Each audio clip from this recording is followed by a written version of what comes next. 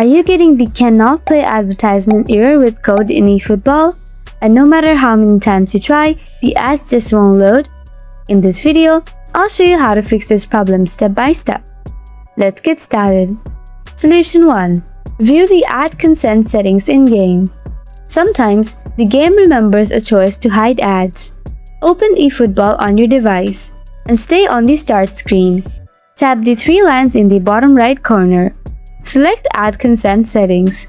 Then tap Change Ad Consent Settings. Now scroll down and mark the box to continue.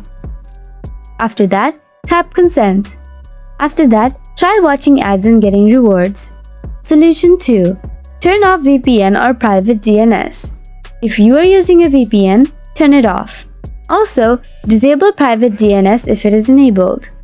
VPNs can block servers and trigger this error. Open Settings on your device and tap Network and Internet. Then tap Private DNS. Now disable it.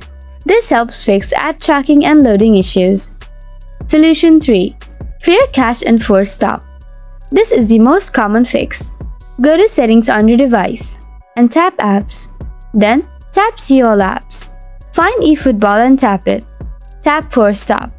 After that, go to Storage and Cache and tap Clear Cache. Do not tap Clear Storage unless you have your Konami ID linked, as this deletes local data. This removes temporary bugs affecting ads. That's how you fix the issue by following these steps. If this video helps you, don't forget to like, share, and subscribe for more quick gaming solutions. Thanks for watching!